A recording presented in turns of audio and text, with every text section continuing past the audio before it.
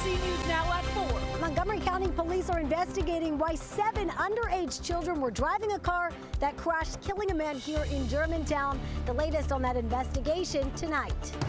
Voting is right now underway in Virginia for the statewide primary election. We're talking to voters about how they're feeling at the polls. Metro leaders say crime is way down across the system. What they say is driving that drop as ridership numbers rise. Storms and muggy weather return. Meteorologist Damon Matson is tracking that timing.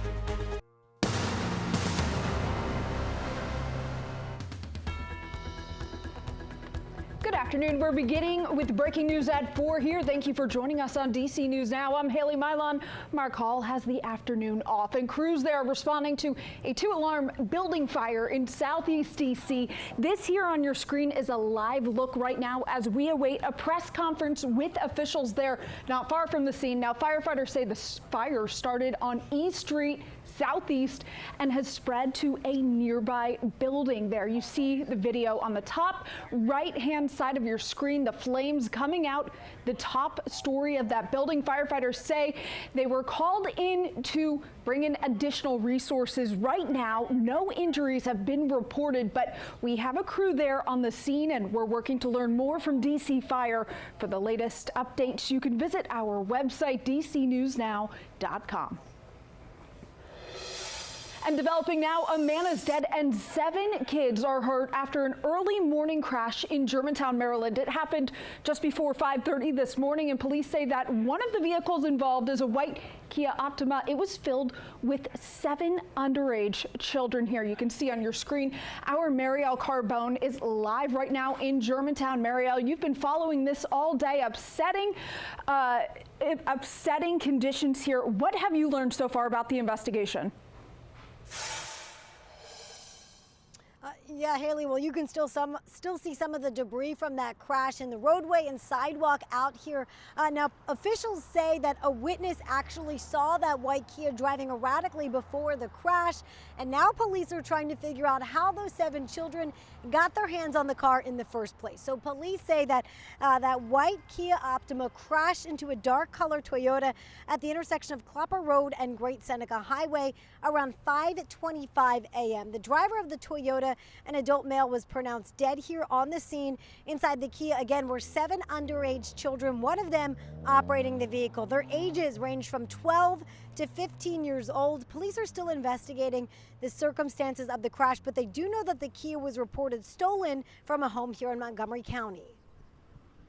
They're not old enough to be driving and not old enough to legally have a driver's license in the state of Maryland. My message to everyone is make sure you know where your children are. This happened at 5 o'clock in the morning.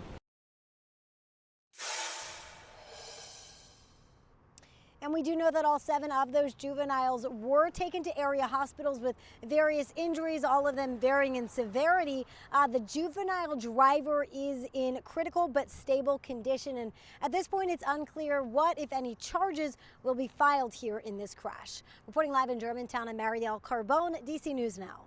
Marielle, thank you so much for your work throughout the day there on that upsetting story, and we'll hear from you again in our next hour.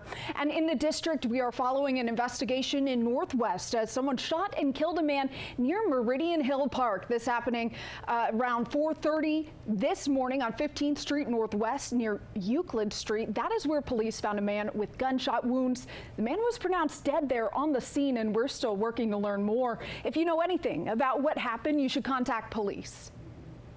And a D.C. teen has died more than a week after being shot in Northwest. We'll take you back to July 21st on 1st Street Northwest. Police say they found a 17-year-old, Mackay Smith, who'd been shot. They rushed him to the hospital where he fought for his life, but officials say he died on Sunday. No arrests have been announced in the case. If you know anything about what happened, contact D.C. police.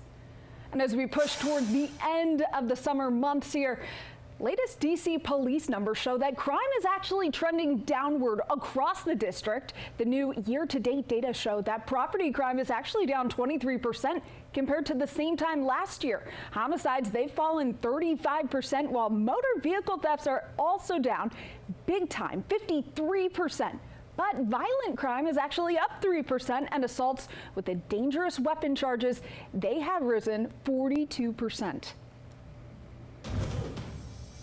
All right, time now for a check outside. Meteorologist Damon Matson standing by with our forecast. Damon, 4 p.m. How's it looking outside right now? Well, Haley, we're building the clouds back in. I know we caught a nice break earlier today, but alas, it was a very short break at that. And not only do we have the clouds starting to return, but after many of us have stayed dry for almost an entire day, a few showers are popping back up. Now, this northern edge of the rainfall is fizzling out. A little bit of rain coming down in Orange and Spotsylvania counties, but nothing really reaching up into Culpeper for D.C. No rain to speak of, but yeah, you really can see that cloud deck building across southern Maryland, and soon enough we'll have that over the district. As yes, that same frontal boundary that brought us rainfall over the weekend and for some of us yesterday as well, it's still stalled out down across the Carolinas, and right along that front a lot of heavy rain coming down from Richmond southward, and this is the activity, the wet weather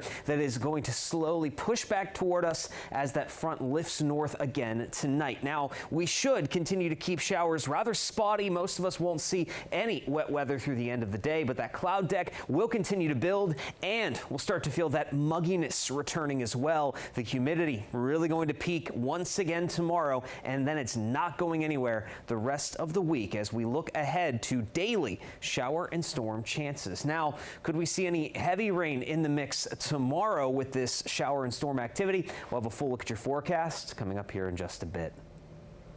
All right, Damon, thanks so much. We'll talk to you in a few minutes. At DC News Now is your local election headquarters, and Virginia voters are at the polls today for primary election day. And included on the ballots that they're seeing, every seat in Congress, plus a race to pick a Republican challenger to go up against Mark Warner for his Senate seat, along with local races. And in Arlington, polling locations opened this morning with a slow start as voters cast their ballots. Election officials are expecting turnout to be light this time around, but that's pretty common, particularly when incumbents are on the ballot. If you're heading to the polls, make sure you go to your assigned location. Polls, they are open until 7 p.m. today. As long as you're in line by then, you can still cast your vote. Be sure to bring an acceptable form of ID. Check your sample ballot before you arrive so you know what you'll be seeing. Virginia's primary could play a role in shaping the balance of power in Congress this coming November. And DC News Now, Liberty Simmons is joining us live in Arlington. Liberty, you've been talking to voters heading to the polls today. What has the turnout been like? Well, as you mentioned, it has been slow and light so far, but we are still seeing voters trickle in. So this primary election will determine each party's nominee for House, Senate seats, as well as local races. So let's break down some of those key races for you now. For Virginia's 8th Congressional District, Representative Don Beyer faces 4 Democratic challengers in the primary. The incumbent has far outraised his opponents, Adam Dunnigan, Mo Seyfieldine, Michael Duffin, and Lorena Brunner. Now, there is no Republican primary election today in the race. The party already deciding Tony Sabio will be on the ballot for Republicans in November. Locally, for Arlington County Board, there is also no Republican primary. The board has 5 at-large seats with an annually rotating chair as the official county head. 3 Democrats are running, including incumbent Matt DeFerranti and candidates Julie Farnham and James DeVita. Here's what some voters had to say. I hope that we in Virginia and in Arlington in particular can hang on to the good elected officials that we have. That's my primary hope. The secondary would be to increase interest among people who don't currently vote. Yes, definitely important to get out that vote. And coming up in the next hour, we did speak with the election officer here moments ago. We'll have more on why she says that the turnout has been a bit slow. For now, live here in Arlington, Virginia, Liberty Simmons, DC News Now. Hey Liberty, it's August. What can you expect? DC News Now is your home for primary election coverage. Join us tonight when the polls close at 7 p.m. And for the latest, always head to our website, dcnewsnow.com. And of course, DC News Now has a streaming app. You can find that over on our website. And Marylanders, you might not be casting any ballots today, but we've still got some action in the democratic process for you. A big step forward in Maryland's redistricting fight. A state house has approved a constitutional amendment that could allow lawmakers to draw new congressional maps.